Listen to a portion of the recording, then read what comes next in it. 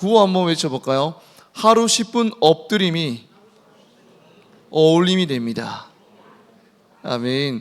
오늘 물이 변하여 포도주로라는 제목으로 말씀을 나누겠습니다. 우리가 이젠 25년이 된 지도 벌써 2주가 지나갔죠. 거의 2주째 아닙니까? 그런데 우리는 새해 때 변화를 원하잖아요. 그죠? 내 건강이 더 건강해지기를 원하지 않습니까? 그래서 건강을 위해서 어디에 등록합니까? 헬스장 등록하거나 필라테스 등록하거나 그러지 않습니까? 그죠?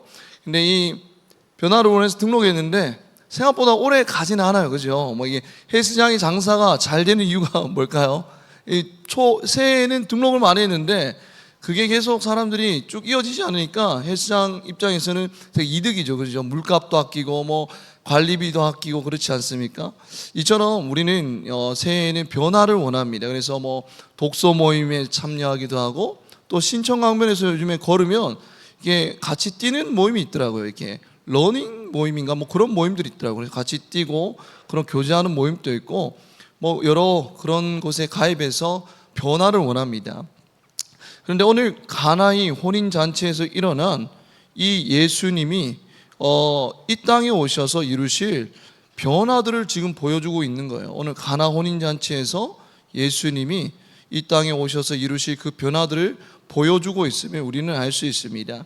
요한복음 2장부터는 갈릴리에 시작해서 예루살렘에 이르는 그 예수님의 공생애와 7가지 표적이 기록됩니다. 몇 가지 표적이요? 7가지. 근데 7가지 그 표적 중에 첫 표적이 오늘 본문이 사건인 것입니다. 요한복음에 기록된 첫 번째 표적의 장소는 나사렛에서 한 6km 정도 떨어진 가나에서 벌어진 혼인잔치입니다. 근데 이 혼인잔치에 누가 초청을 받았죠? 예수님의 어머니 마리아와 또 예수님과 예수님의 제자들이 초청을 받았습니다. 그런데 문제는 이 혼인잔치에서 지금 뭐가 떨어졌죠? 포도주가 떨어진 게 문제인 것입니다. 요즘 예전에는 좀 인기가 없는 곡이었지만 요즘에 좀 주목받고 있는 곡이 어떤 곡일까요? 어떤 곡이요? 뒷곡이요? 처음 들어봤어요. 뒷곡이 좋아. 뒷고기도 맛있죠, 그죠? 근데 소고기, 돼지고기도 맛있지만 요즘에는 비린내, 잡내를 제거해서 캠핑에서 많이 먹는 고기 뭘까요? 양고기 아닙니까? 그죠? 양꼬치도 먹으러 가고 유튜브에서 보면 연예인들이 그 양꼬치 맛있는 집에 가서 먹방 찍고 그런 거 보지 않습니까? 여러분들 이스라엘은 유목민입니다. 그래서 이 주식이 양고기입니다. 이 양고기에 반드시 곁들이는 필수 음료가 여러분들 뭐였을까요? 포도주였다라는 거예요. 여러분들 우리나라 결혼식은 한 몇 시간 만에 다 끝납니까? 1시간도 안 돼서 다 끝나죠. 그래서 저는 이제 결혼할 때 당일날 너무 허무했어요. 정말 몇 달 정도 그렇게 열심히 준비했는데 막상 결혼식 당일은 1시간도 안 돼서 끝나니까 너무 허무했습니다. 근데 유대인이 이 결혼 잔치는 한 몇 일 정도 계속될까요? 일주일 정도 계속된다라는 것입니다. 근데 만약에 포도주가 모자란다라면 잔치의 흥은 다 깨져버리는 거예요. 그리고 잔치집은 엉망이 됩니다. 그냥 우리 결혼식에 뷔페에 갔는데 사이다가 없다 이 정도 급이 아니라 포도주가 없다라는 것은 당시에 법정 소송의 이유가 될 정도로 중요한 것이었어요. 그러면 결혼이 결국에는 소송까지 가게 되고 이러면 결혼이 깨질 수도 있을 것이고 또 집안이 수치가 되는 불행을 겪기도 합니다. 그래서 아무리 집이 어려워도 포도주가 모자라서는 안 되는 게 유대인 결혼 잔치 상식인 거예요. 포도주는 모자라면 안 되는 것이었습니다. 근데 그런 상황에서 예수님의 어머니 마리아는 그 문제를 가지고 누구에게 나아가죠? 예수님께로 나아갑니다. 여러분들도 정말 긴급한 상황 가운데 어떤 문제 가운데 다른 어떤 것들을 먼저 찾아가는 것이 아니라 우리 문제 해결자 되신 예수 그리스도께 먼저 나아가는 믿음의 청년들 되기를 소망합니다. 예수님 어머니 마리아가 예수님께 나아갑니다. 근데 예수님이 뭐라고 대답하셨죠? 4절에 보면 이렇게 말씀합니다. 예수께서 이르시되 여자여 나와 무슨 상관이 있나이까? 내 때가 아직 이르지 아니하였나이다라고 합니다. 여자여 나와 무슨 상관이 있나이까? 뭔가 되게 냉정해 보이지 않습니까? 근데 이 원어를 보면 이렇게 되어 있습니다. 여자여 이 일이 나와 무슨 상관이 있나이까? 그러니까 예수님이 어머니가 나와 상관없다는 게 아니라 이 일이, 지금 이 포도주가 떨어진 이 일이 나와 무슨 상관이 있나이까? 라고 말씀하시는 거예요. 그러니까 마리아는 인간적인 목적을 위해서 요청을 한 거예요. 그냥 포도주가 떨어졌으니까, 떨어지면 사람들이 못 먹잖아요, 그죠? 그래서 인간적인 목적으로 요청을 했지만 예수님은 인간적인 목적을 위해서 일하지 않을 것이라는 그런 말씀입니다. 딱 못 박은 거예요. 나는 인간적인 목적 때문에 일하지 않는다라고 못 박으시고 난 다음에 여러분들이 그 뒤에 내 때가 아직 이르지 아니하였나이다라고 했는데, 예수님이 메시아임을 드러내기 위한 목적으로, 그러니까 이 땅에 오신 이유가 뭐죠? 예수님께서 구원자로 오셨잖아요, 그죠? 메시아 대신, 구원자 대신 우리 예수님 아닙니까? 그러니까 내가 구원자임을, 메시아임을 드러내기 위한 목적으로 이 일을 행할 것임을 밝히기 위해서 이 말씀을 하는 거예요. 나는 인간적인 목적으로 일하는 것이 아니라 내가 메시아임을 드러내기 위한 목적으로 이 일을 할 것이라고 그렇게 딱 못 박고 있는 것입니다. 여러분, 이처럼 우리도 예수님을 닮아서 우리가 하는 일들이 나의 인간적인 욕구, 인간적인 야망, 인간적인 갈망을 채우기 위한 것이 아니라 늘 하나님의 영광을 위해서 일하는, 하나님의 영광을 위해서 먹고 사는 우리 모든 청년들 되기를 주님의 이름으로 축복합니다. 그래서 7절에 보면 예수께서 그들에게 이르시되 항아리에 물을 채우라 하신즉 아기까지 채우니라고 합니다. 그러니까 이 돌 항아리가 있는데 이 돌 항아리가 몇 개 있었을까요? 그 현장에서 몇 개? 6개 있었다는 것입니다. 그러니까 6개의 돌 항아리를 즉시 물로 채워라라고 말씀하신 겁니다. 그리고 예수님이 항아리에 물을 채우라고 명령하시자 하인들은 어디까지 채웠죠? 항아리 아기까지 가득 채웁니다. 대충 채운 게 아니라 아기까지 가득 채우죠. 그런데 당시 항아리가 있었던 이유는 무엇일까요? 우리가 좀 배경을 좀 알아야 됩니다. 그죠? 항아리에 물을 항아리가 있었던 이유는 뭐냐면 오늘 말씀에 보면 정결 예식을 따라라는 그런 말씀이 있지 않습니까? 그러니까 이 유대인의 종교 의식을 우리는 좀 알아봐야 됩니다. 그들은 외출해서 돌아오거나 식사 전후에 부지런히 씻었어요. 여러분들도 외출하고 오면 손을 씻고 밥을 먹습니까? 손을 씻죠, 그죠? 화장실 다녀와서도 손 씻고. 뭐를 위해서 손을 씻습니까?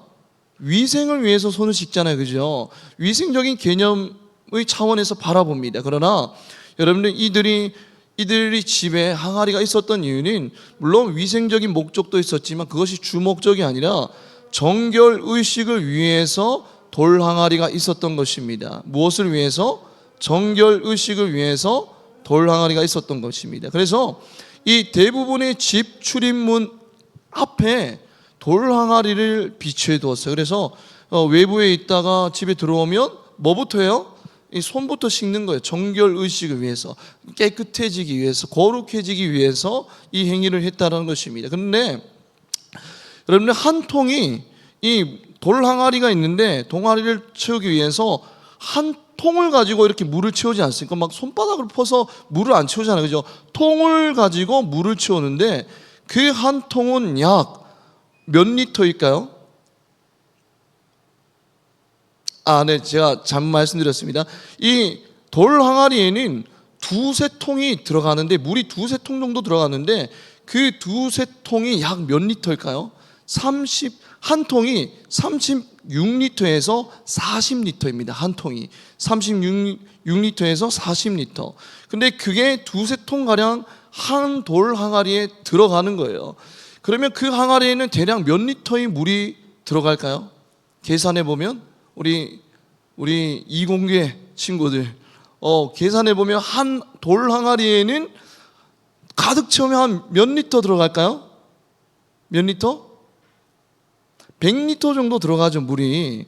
여러분들 오늘 본문에 나오는 이 6개의 돌 항아리를 물로 다 채우면 약 한 12통에서 18통이 된다고 합니다. 근데 12통에서 18통은 대략 몇 리터일까요? 430리터에서 650리터라고 그렇게 추측을 합니다. 여러분들 좀 감이 안 오죠, 그죠? 여러분들 생수가 저도 집에서 이제 생수를 배달해서 먹는데 생수 한 통에 한 통에 몇 리터일까요? 2리터죠, 그죠? 2리터 맞습니까? 2리터 맞아요, 그죠? 근데 2리터를 몇 번이나 부어야지 그 6개의 돌 항아리를 다 채울 수 있을까요? 225번이나 부어야지 돌 항아리를 다 채울 수 있는 거예요. 여러분 분명히 힘든 노동입니다. 정말 힘든 노동이에요.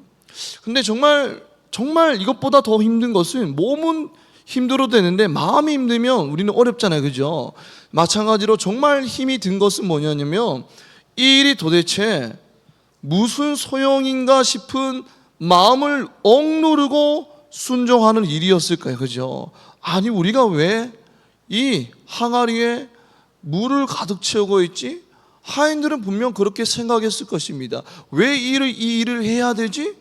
그거 알지 뭐하고 이해하지 못하고 지금 일을 하고 있는 거예요. 이것보다 더 힘든 일이 어디 있겠습니까? 분명한 목적이 있으며 힘듦이 있어도 고난이 있어도 그 고난을 이겨나갈 수 있는 힘이 생깁니다. 왜냐하면 분명한 목적이 있잖아요. 그 목표를 향해서 우리는 고난을 이겨내고 달려가잖아요, 그죠? 그런데 분명한 목적과 동기가 없으면 하루하루가 너무 힘들잖아요, 그죠?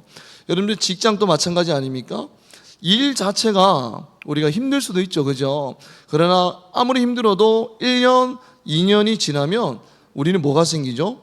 요령이 생깁니다. 그리고 일하는 능률과 능력도 오르죠, 그죠? 그래서 일이 좀 할만해지기 시작합니다. 그런데 중요한 것은 일할 의욕이 사라지면 하루하루 출근하는 게 뭐죠? 지옥입니다. 내가 왜 이 일을 해야 되는지 그 일할 동기가 사라지면 그 출근하는 자체가 너무 지옥인 거예요. 여러분 일할 의욕이 그만큼 중요한데 그 의욕은 어디서 오냐면 동기에서 옵니다. 동기. 여러분들이 동기라는 사전적인 정의를 보니까 인간이 행동하는 원인이라고 해요. 여러분들이 우리가 행동하는 원인을 우리가 모르면 원인이 사라지면 여러분들 하루하루가 일하는 게 뭐예요? 지옥 아닙니까? 내가 왜 이 일을 하고 있지? 내가 왜 이 짓거리를 하고 있지? 이 시간에 왜 시간을 낭비하고 있지라고 우리는 생각하는 것입니다. 그렇기 때문에 동기가 사람을 움직이는 거예요. 여러분들 돈이 동기인 사람은 여러분들 돈이 그 사람을 움직입니다. 열심히 일했을 때 여러분들 수입이 많잖아요, 그죠? 그러면 그 사람은 그 돈을 바라보면서 엄청 열심히 일을 하는 거예요. 돈이 그 사람을 움직이는 힘이고 원동력이죠. 그리고 권력이 그 사람의 동기면 권력을 위해서 정말 열심히 일을 할 것입니다. 그리고 명예가 그 사람의 동기이며 명예를 위해서 일할 것이고 또 가족이 그 사람의 동기며 가족을 위해서 열심히 그렇게 일을 할 것입니다. 누구나 다 동기가 있을 거예요, 그죠? 일하는 동기가. 그런데 정말 제일 힘들고 불쌍한 사람은 어떤 사람일까요? 내가 왜 이 일을 해야 되는지 매일매일 고민하고 걱정하는 사람, 그러니까 동기가 없는 사람이 정말 불쌍한 사람 아닙니까? 공부를 하기는 하는데 내가 지금 왜 공부를 해야 하는지 동기가 없는 사람은 공부하는 시간이 어떤 시간이에요? 지옥인 거예요.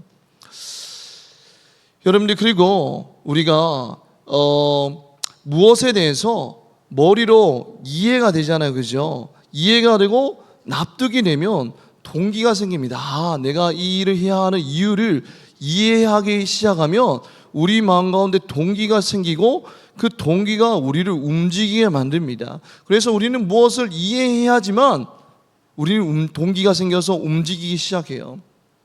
그래서 우리는 무엇을 이해하고 그 이해함으로 오는 동기를 통해서 일을 하는 것이 정말 중요합니다. 그렇지 않으면 그 동기가 없으면 이해가 없고 동기가 없으면 우리는 맹목적으로 무엇을 쫓아가기 시작하죠. 남들이 하니까 그냥 나도 그 흐름에 편승해서 나도 해야지. 정말 맹목적으로 그렇게 따라가기 시작합니다. 그냥 거센 물살에 휩쓸려가는 그런 불행한 인생이 된다는 거예요. 동기가 없으면 그렇습니다. 요즘 청년들도 그렇잖아요. 요즘에 청년 공무원 퇴직률이 그렇게 높다라고 합니다. 그냥 남들이 하니까 그냥 안정적인 직장이니까 그냥 열심히 준비해서 그렇게 했는데 막상 거기 가보니까 일할 동기가 사라지는 거예요. 그래서 많은 청년들이 일을 그만두고 또 다른 일을 찾아서 그렇게 나선다라고 합니다. 그런데 동기는 분명히 중요한데 성경은 그것이 전부가 아니라고 말해요. 이해하고 그 이해로부터 오는 동기도 중요하지만 그것이 전부는 아니라고 말합니다. 때로는 우리에게 이해할 수 없는 일들을 경험하게 하시고 그 가운데에서 하나님을 찾고 만나게 하시는 일들이 너무나 많다라는 거예요. 우리의 머리로 이해되지 않는 일들이 우리 가운데 너무나 많이 일어나고 있지 않습니까? 여러분들 욥도 그랬잖아요. 하루아침에 자녀들과 종들과 재산들을 다 잃어버립니다.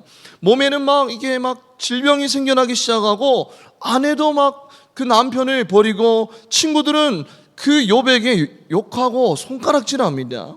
여러분들 그런데 그 의인인 욥이 그 상황을 이해했나요? 왜 나에게 이런 일이 일어나는지 이해했나요? 이해했다라는 말이 성경에는 없다라는 거예요. 여러분 분명 오늘 본문의 하인들도 머리로는 이해되지 않았을 것입니다. 도대체 지금 물을 이 항아리에 채우는 것이 무슨 소용이 있다란 말입니까? 라고 그들은 계속해서 생각했을 거예요. 그러나 그들은 이해했기 때문에 그 상황을 완벽하게 이해했기 때문에 순종한 것이 아니라 주님의 말씀이기 때문에 순종함으로 나아가기 시작합니다. 여러분들 하나님이 저와 여러분들에게 말씀하실 때에 꼭 이해해야지만 순종하는 것이 아니라 순종할 때에 비로소 이해가 되기 시작하는 은혜가 있다라는 것입니다. 여러분 11절에 보면 예수께서 이 첫 표적을 갈릴리 가나에서 행하여 그의 영광을 나타내심에 제자들이 어떻게 했다고요? 믿으니라 라고 합니다. 표적을 본 후에 드디어 제자들이 예수를 이해하고 믿기 시작했다라는 거예요. 여러분 하나님이 우리 인생의 그 빈 항아리에 여러분 순종의 물을 채우라고 여러분들에게 요구하실 때가 있어요. 여러분들이 그 시간과 때로는 헌신을 여러분들에게 요구하실 때가 있습니다. 그런데 때로는 그것이 밑빠진 독에 물 붓는 낭비처럼 보일 때가 있어요. 하나님이 때로는 여러분들에게 너의 시간을 나에게 달라라고 요구할 때가 있습니다. 너의 그 미래를 나에게 달라라고 요구하실 때가 있어요. 그런데 그것을 위해서 헌신하는 것이 때로는 낭비처럼 보일 때가 있다라는 것입니다. 도저히 머리로 이해되지 않는 거예요. 하나님 그렇게 하면 제 인생 다 망합니다. 하나님 말씀대로 하면 제 인생 끝장납니다라고 우리는 우리 머리로 이해되지 않으니까 우리는 그 하나님의 요청을 외면하거나 계속 딜레이할 때가 있다라는 것입니다. 제가 그전교회에서 같이 사역하시던 그 목사님이 이제 거의 50대 때에 신학교에 오셨어요. 그리고 이제 사역을 하시는데 30대 때 하나님의 콜링이 있었습니다. 하나님이 부르심이 있었거든요. 그런데 그것을 계속 외면하는 거예요. 이해가 되지 않는 것입니다. 지금 직장에 다니는 것도 너무 좋은데 지금 누리고 있는 것도 너무나 좋은데 왜 하나님이 나에게 콜링하실까 이해되지 않고 그것을 계속 거부했습니다. 근데 40대에도 동일한 콜링이 있었어요. 그런데 또 거부했습니다. 계속 딜레이 하다가 50대 때 이제는 거부하면 안 되겠다 싶어서 신학교에 와서 하나님의 부르심을 받고 또 사역을 하시는 모습을 봤습니다. 근데 그 목사님이 고백하더라고요. 그때 부르실 때에 이해가 되지 않지만 그러면 부름으로 순종하며 나아갔어야 되는 건데 하면서 너무 후회가 되더라고요. 뒤돌아보니까 하나님의 부르심이 이해가 되었던 것인데 여러분들 그때 부르실 때 이해되지 않을 때 순종하며 나아가지 않았던 것이 너무나 후회된다라고 그렇게 고백하셨습니다. 여러분들 이해할 때까지 그 하나님의 말씀을 이해할 때까지 버팅기다가 타이밍을 놓치는 그런 인생이 아니라 이해할 수 없다라는 것을 하나님의 말씀을 다 이해할 수 없다라는 사실을 우리가 먼저 인정하는 것이 너무나 중요하다는 것입니다. 내가 하나님의 계획을 다 이해할 수 없다는 것을 인정하는 것이 이해할 수 없는 그 문제 가운데 나아가는 첫 번째 해법이라는 사실을 우리는 기억해야 됩니다. 여러분들, 나와 가장 가까운 가족도, 나와 가까운 친구도, 여러분들 나와 가까운 그런 나무 장도 여러분들 내 마음을 잘 모르잖아요. 그죠? 아무리 가깝다 해도 내 마음을 잘 모릅니다. 그리고 때로는 내 자신도 내 마음을 다 아나요? 모르죠. 그죠? 누가 이제 표정이 안 좋으면 누가 묻습니다. 왜? 뭐 화났어? 뭐 짜증났어? 이렇게 물어보면 나도 왜 이렇게 화가 났는지, 나도 왜 이렇게 짜증이 나는지, 여러분 나도 나 자신을 잘 모를 때가 있잖아요. 그죠? 그래서 속담에 그런 속담 있잖아요. 뭐 물길 속은 알아도 뭐 사람 마음은 모른다, 이런 속담이 있잖아요. 그죠? 여러분, 이런 우리가 나 자신도 나를 제대로 모르는 이런 연약한 우리가 하나님의 계획을 어떻게, 그 크신 하나님의 계획을 어떻게 다 이해할 수가 있겠습니까? 우리가 하나님의 계획을 다 알 수 없다라고 인정하는 것은, 우리의 연약함을 인정하는 것은 우리의 한계를 바로 알게 되는 것입니다. 그리고 내가 나의 한계를 인정하고 내가 하나님의 계획을 다 이해할 수 없다는 것에서부터 내 앞에 펼쳐진 이해할 수 없는 이 상황을 이겨나갈 수 있다라는 것입니다. 그럴 때에 내가 하나님의 계획을 다 알 수 없다는 것을 인정하며 나아갈 때에 이해의 영역에서 무슨 영역으로 나아갈 수 있죠? 믿음의 영역으로 비로소 나아갈 수 있다라는 것입니다. 여러분, 아브라함이 그랬잖아요. 갈대아 우르에서 하나님이 콜링하십니다. 그런데 그때 아브라함이 반응이 어땠죠? 갈 바를 알지 못하고 라고 말씀하고 있습니다. 하나님의 계획을 완벽히 다 이해하고 간 것이 아니라 갈 바를 알지 못하고 다 이해하지 못했지만 어떻게 했어요? 순종하며 발걸음을 내딛었다라는 거예요. 여러분들, 그 훌륭한 아브라함도 갈 바를 알지 못하고 나아갔습니다. 하물며 연약한 우리가 하나님의 계획을 어떻게 다 알면서, 하나님의 계획을 어떻게 다 이해하면서, 여러분들을 향한 하나님의 그 계획을 어떻게 다 이해하면서 나아갈 수 있겠습니까? 여러분들, 우리는 고난이 왔을 때 이렇게 고백합니다. 저에게 왜 이런 시련이 왔습니까? 하나님 날 향한 하나님의 계획을 도저히 모르겠습니다. 하나님, 뭐 제가 잘못해서 그런 걸까요? 라고 우리는 그렇게 의문을 던질 때가 있습니다. 그죠? 그래서 청년들과 이야기를 할 때에도 목사님, 왜 이런 고난이 왔는지 모르겠습니다. 뭐 제가 뭐 잘못해서 이런 고난이 온 겁니까? 라고 그렇게 묻는 청년들이 있습니다. 그러면 저는 그 이야기를 듣고 나서 결론은 뭐예요? 기도합시다 합니다. 기도하자라는 거예요. 왜냐하면 여러분들, 나도 여러분들의 인생을 다 모르기 때문입니다. 여러분들, 내가 어떻게 여러분들의 인생이 왜 이런 일들이 일어나는지 알 수 있겠습니까? 여러분들이 하나님이 여러분들을 어떤 길로 인도하실지 저는 모릅니다. 저는 점쟁이가 아니에요. 다 알 수가 없습니다. 그런데 우리의 기도를 들으시는 하나님은 여러분들이 어디로 가야 할지 다 알고 계신다라는 거예요. 여러분, 때때로 하나님께 우리는 분명한 답을 달라고 기도해도 분명한 답을 주시지 않을 때가 있습니다. 이해가 되지 않죠. 하나님, 우리의 기도를 들으시고 응답하시는 하나님이라면서요 라고 우리는 그렇게 이해되지 않을 때가 있습니다. 그러나 모든 것을 다 이해한다라고 해서 그 문제가 해결되는 것도 아니면 우리는 기억해야 됩니다. 비록 이해되지 않지만 그 문제를 주관하고 계시는 하나님께 그럼에도 신뢰하며 나아갈 때에 하나님의 역사는 비로소 시작되고, 하나님의 은혜를 우리가 맛보았을 때에 비로소 하나님이 어떤 분이신가를 우리는 이해하게 된다라는 것입니다. 여러분들, 이러한 경험들이 반복되면서 하나님이 어떤 분이신가를 점점점 시간이 흐를수록 우리는 알아가게 된다는 거예요. 이해하게 된다는 것입니다. 여러분들, 피아 워십 대표님 이름이 뭘까요? 이동선 전도사님입니다. 혹시 아시죠? 그죠? 이동선 전도사님이 이렇게 고백했습니다. 한번 들어보세요.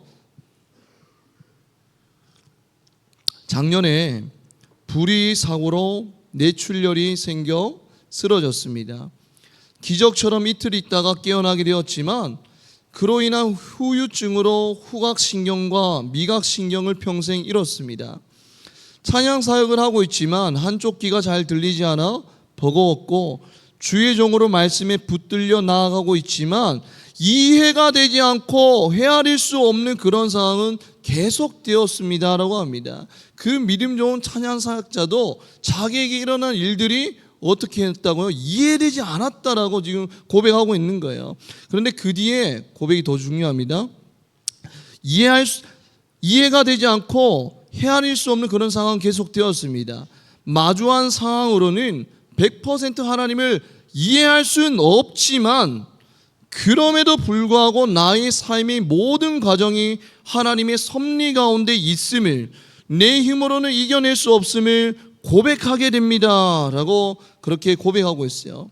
예수 그리스도를 만나는 그날까지 주님이 섬기는 것에는 후회가 없다는 것을 끊임없이 기억하며 살아가는 우리 인생이 되기를 원합니다. 혹 여러분의 삶이 저보다 더 이해할 수 없는 상황 가운데 놓여 있을지라도 가장 좋은 길로, 가장 완전한 길로 인도하실 분이 바로 우리 주 하나님 예수 그리스도 되십니다.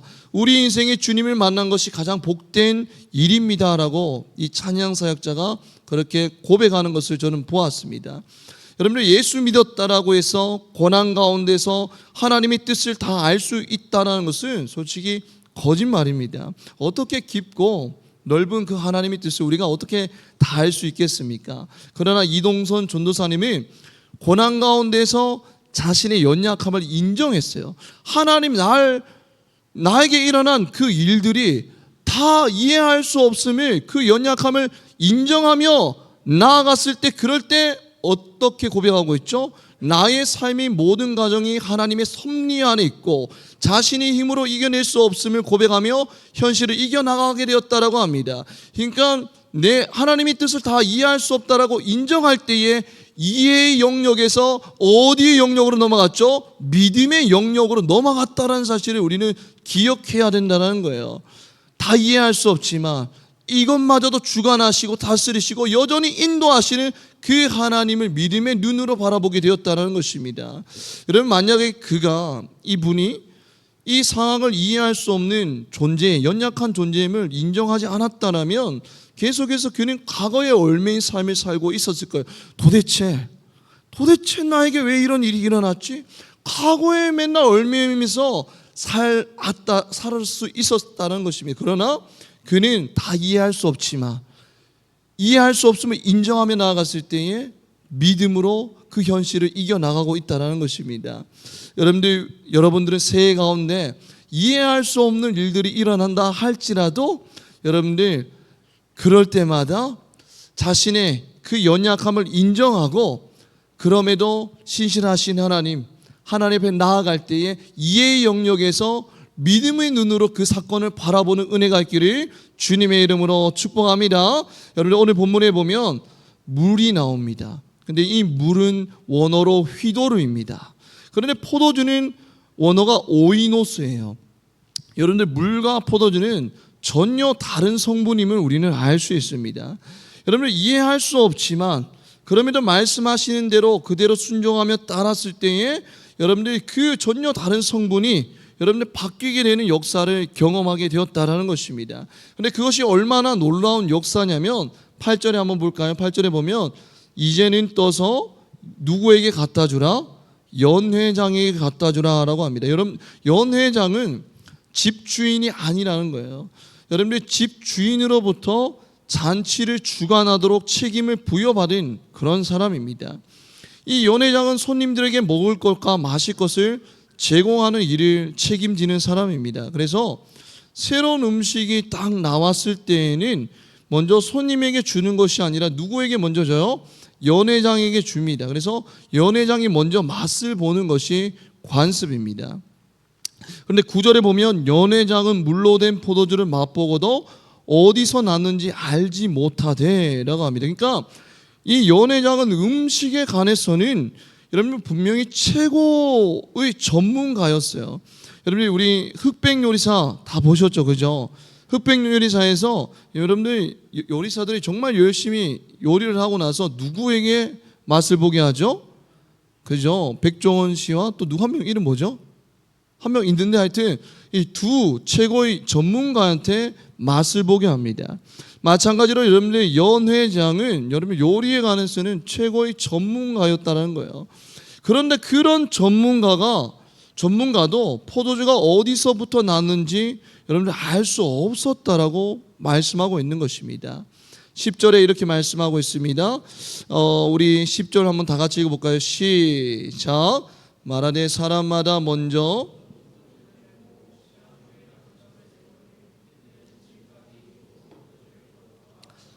최고 전문가라 할 그 연회장이 시음을 해봤는데 정말 그 맛이 아주 특별하고 최고급 포도주였다는 거예요. 여러분들이 보통 잔치집이든 어디든지 간에 좋은 포도주를 먼저 내었다가 손님들이 다 취하고 나면 덜 좋은 포도주를 내놓는 것입니다. 여러분 유대 사회에서는 아이가 태어나면 포도주를 담아요. 그래서 20년째가 되는 20년산, 19년산, 18년산 등 여러분 처음에는 가장 오래 담은 것들로 사람들에게 대접을 합니다. 그리고 모두 취해서 제대로 맛을 분별할 수 없을 그때에 여러분들 요 근래에 담은 맛없는 것을 내놓아요. 여러분들 그런데 여러분들 이 연회장은 지금 막 물로 그렇게 물이 방금 만든 그 포도주를 맛보고도 너무 맛이 있는 거예요. 이게 어디서 이런 것이 나는지 알 수 없을 정도로 맛이 훌륭했다는 것입니다. 그런데 사도 요한은 이렇게 예수님이 행하신 그 많은 기적들 중에서 왜 이 사건을 기록했는지를 우리는 곰곰이 떠올려 봐야 됩니다. 왜냐하면 물처럼 아무 맛도 냄새도 없는 그 연약한 사람들이 예수님 안에서 포도주와 같이 참된 이스라엘로 참된 자녀로 변화될 수 있음을 말하고 싶었기 때문이에요. 이것은 사실은 사도 요한의 자신의 고백이기도 합니다. 여러분이 사도 요한의 과거를 볼까요? 여러분이 사도 요한은 사랑의 사도로 잘 알려져 있지 않습니까? 그런데 이 사도 요한의 옛 모습은 사랑과는 거리가 멀었다는 것입니다. 여러분들 이 사도 요한의 별명이 뭐였죠? 누구의 아들? 우레의 아들이라는 별명으로 불릴 만큼 정말 화가 많은 사람이었습니다. 예수님과 함께 예루살렘으로 가던 도중에 사마리아 사람들에게 환대받지 못하자 여러분들 어떻게 했죠? 하늘에서 불을 내려서 멸망시키길 제안할 정도로 여러분들 화가 많은 사람이에요. 여러분들 근데 예수님은 이러한 요한을 참고 기다리시면서 어떤 사람으로 변화시켰죠? 사랑의 사람으로 변화시켰다라는 것입니다. 여러분 마찬가지입니다. 여러분 우리들은 예수님의 피로 세워진 사람들 아닙니까? 그러나 여전히 연약한 약점들로 인해서 우리는 쓰러지고 넘어지면서 스스로에게 실망하기도 합니다. 여러분들 예수님의 향기를 드러내는 포도주가 아니라 정말 이 죄의 고약한 냄새를 풍기는 우리는 모난 성품의 소유자일 수도 있습니다. 그런데 이런 우리의 부끄러운 모습에도 예수님은 어떻게 하신다고요? 여전히 우리를 사랑하신다는 사실을 기억해야 됩니다. 우리가 예수님과 정말 많은 시간을 보내며 날마다 주님을 바라볼 때에 조금씩 물이 포도주로 변한 것처럼 조금씩 우리는 점점 그리스도를 닮은 사람으로 변해간다는 사실을 우리는 기억해야 됩니다. 우리 한번 사진을 한번 띄워줄까요? 네, 여러분 이것이 무엇일 것 같습니까? 그죠? 여러분들 깨진 도자기 조각인데 깨진 도자기 조각을 어떻게 했어요? 다시 붙였죠. 근데 이 다시 붙였는데 뭘로 붙인지 아십니까? 네, 지금 뭐 이렇게 금 같은 걸로 이렇게 다시 이어서 붙였음을 우리가 알 수 있습니다. 이것이 뭐냐면 킨츠키 기법이라고 해요. 무슨 기법이요? 킨츠키 기법인데 이 일본에서 유래한 도자기 수리 기법입니다. 그러니까 도자기가 깨어지면 우리는 어떻게 해요? 버리잖아요, 그죠? 내어 버립니다. 그러나 그것을 버리지 않고 다시 뭐 금 같은 걸로 아니면 여러분들 뭐 밀가루나 풀이나 오칠로 다시 이어 붙입니다. 그래서 새롭게 여러분들 새로운 아름다움으로 승화시키는 거예요. 여러분들 어떤 물건을 오래 사용해서 못 쓰게 될지라도 폐기해서 버리는 것이 아니라 다시 여러분들 붙이는 거예요. 그래서 새로운 작품으로 탄생하는 것입니다. 마찬가지입니다. 하나님도 마찬가지인 거예요. 여러분들 우리는 주님을 사랑한다고 하지만 날마다 죄 가운데서 쓰러지는 그런 연약한 인생 아닙니까? 신앙생활을 하고 있지만 여전히 변함이 없는 나의 모습을 보면서 실족하고 쓰러질 때가 있지 않습니까? 그러나 주님은 그런 우리를 보시고 어떻게 하신다고요? 버리거나 폐기하지 않으시고 날마다 새롭게 변화시키시는 분이 우리 주님임을 여러분들 기억해야 돼요. 물이 포도주로 변화되었듯이 물을 포도주로 변화시키셨듯이 여러분들 우리도 날마다 쓰러지고 자빠지는 그런 연약한 인생이지만 그런 우리를 버리거나 폐기하지 않으시고 여전히 붙들고 계시고 우리를 계속해서 주님의 성품을 닮아가는 자로 변화시키시는 분이 누구라고요? 우리 주님임을 기억할 때에 우리는 어떠한 상황에서도 절망하거나 좌절하지 않고 우리는 주님을 바라보며 승리할 수 있다는 것입니다. 말씀을 맺겠습니다. 우리가 다 하나님을 이해할 수 없음을 인정하고 믿음의 영역에서 믿음의 눈을 들어서 그 사건을 바라볼 때에 물을 포도주로 바꾸시는 것처럼 죄로 인해서 날마다 무너지는 연약한 우리를 날마다 새롭게 변화시켜 나가시는 그 주님의 은혜를 마음껏 경험하는 25년 한 해가 되기를 주님의 이름으로 축복합니다. 이 시간 우리 다 같이 찬양하며 나아가겠습니다.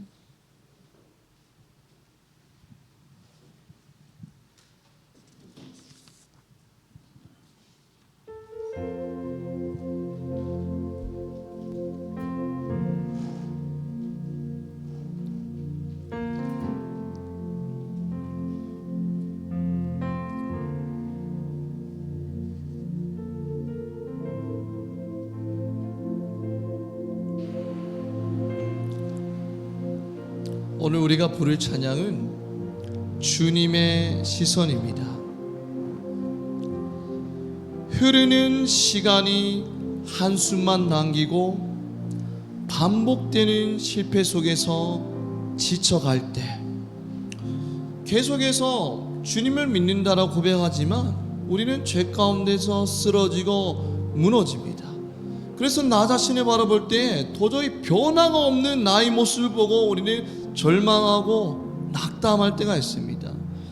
그런데 그때 주님은 너는 이젠 폐기물이야, 너는 쓸모없어라고 쓰레기통에 버리시는 분이 아니라 어떤 분이에요? 주님의 시선 나를 비추시고 상처난 내 맘 만지시네, 말씀하시고 회복해 하시네 라고 고백하고 있습니다. 주님은 물을 포도주로 변화시키셨듯이 여전히 상처 많고 모나고 부족한 우리를 붙잡고 계시고 우리를 변화시켜 나가시는 분이심을 우리는 기억할 때에 어떠한 상황 가운데서도 승리할 수 있다는 것입니다. 오늘 말씀을 기억하면서 우리 다 같이 주님의 시선 찬양함으로 나아가겠습니다. 흐르는 시간이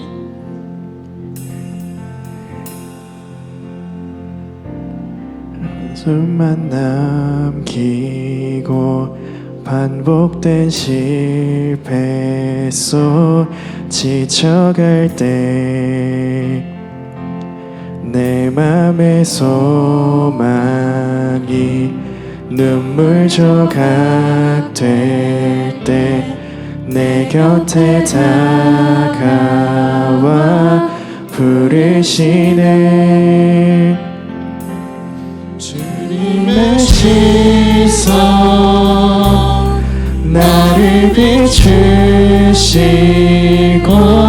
상처난 내 맘 만지시네.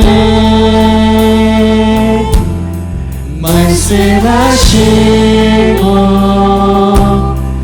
회복해 하시네 주의 사랑이 다시 살게 하시네.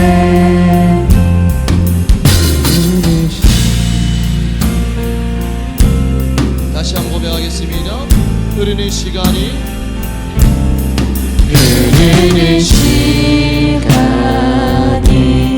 한숨만 남기고 반복된 실패 속 지쳐갈 내 때 맘의 소망이 눈물 조각 내 곁에 다가와 부르시네. 주님의 시선 나를 비추시고 상처난 내 맘 만지시네. 말씀하시고 회복해 하시네 주의 사랑이 다시 살게 하시네. 흐르는 시간 한숨만 남기고 반복된 실패 속 지쳐갈 때 내 맘의 소망이 눈물 조각 우리 곁에 다가와 우리를 부르십니다. 내 곁에 다가와 부르시네. 주님의 시선 나를 비추시고 상처난 내 맘 만지시네. 말씀하시고 회복해 하시네 주의 사랑이 다시 살게 하시네. 주님의 시선 나를 비추시고 상처난 내 맘 만지시네. 말씀하시고 회복해 하시네 주의 사랑이 다시 살게 하시네. 주님의 시선 나를 비추시고 상처난 내 맘 만지시네. 말씀하시고 회복해 하시네 주의 사랑이 다시 살게 하시네. 때로는 나 자신도 나의 마음을 잘 모를 때가 있습니다. 내가 왜 마음이 힘든지, 내가 이 상황 가운데서 왜 낙담하고 있는지 나 자신도 나 자신의 마음을 모를 때가 많습니다. 나 자신도 나를 제대로 모르는 우리가 하나님의 계획을 다 이해할 수 없는 것은 너무나도 당연한 거예요. 우리가 하나님의 계획을 다 알 수 없다라고 인정하는 것은 우리의 한계를 인정하는 것이고, 우리의 한계를 인정할 때에 이해의 영역에서 믿음의 영역으로 나아갈 수 있는 거예요. 믿음의 눈으로 내 앞에 펼쳐진 이해할 수 없는 이 상황을 이겨나갈 수가 있다는 것입니다. 우리 다 같이 기도할 때, 하나님, 이해되기 때문에 순종하는 것이 아니라 순종함으로 하나님을 이해할 수 있도록 우리를 인도하여 주옵소서. 그리하여서 날마다 살아계신 하나님, 나와 함께 하시는 그 하나님을 날마다 경험하는 인생 될 수 있도록 우리를 인도하여 주옵소서. 주여 한번 외치고 기도하겠습니다. 주여.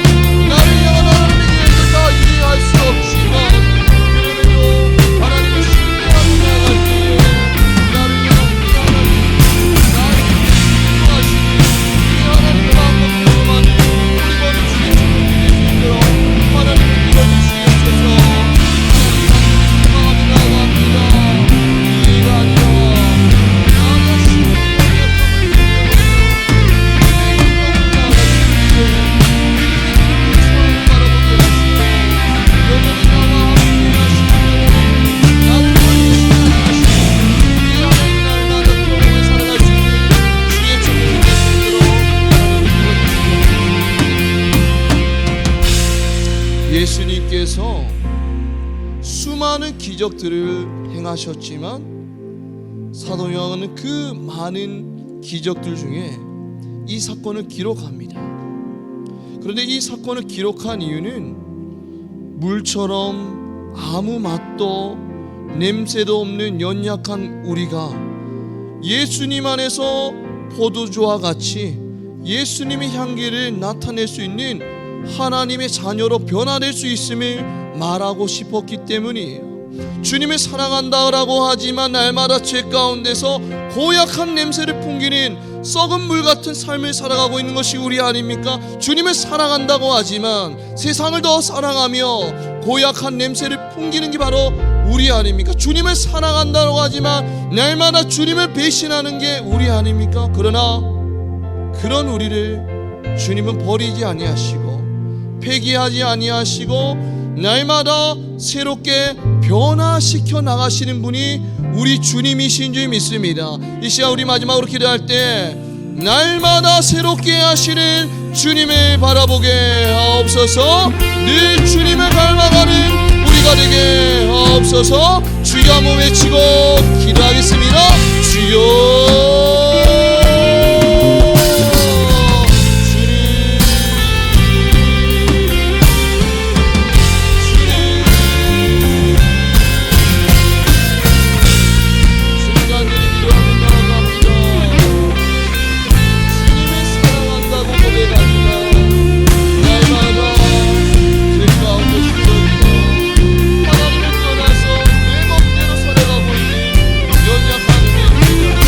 하나님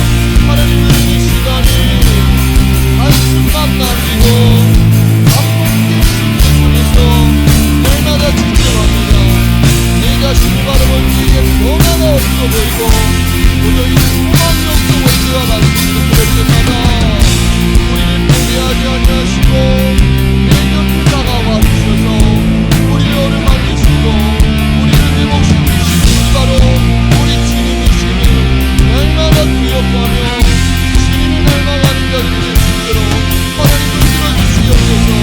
사랑을 날마다 우리에게 변화될 수 없다라고 외치며 정죄하시며 하나님께 모든 주님들 그럴 때마다 주님의 음성을 들으며 우리를 변화시켜 나가시는 주님 말씀을 들으며 날마다 우리를 수용해 나가시는 주님 그 주님의 역사를 마음껏 경험하는 우리 모든 주님들 수 있도록 하나님 도와주시옵소서. 하나님 역사하시는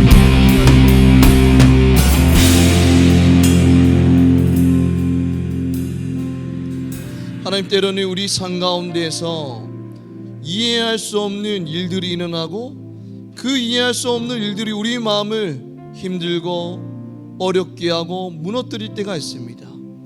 그럴 때마다 그 상황에 반응하며 요동치는 인생이 아니라 비록 이해되지 않을지라도 하나님의 계획을 다 이해할 수 없음을 인정하며 나아갈 때에 이해의 영역에서 믿음의 영역으로 나아갈 수 있는 우리 믿음의 청년들 될 수 있도록 하나님 축복하여 주옵소서.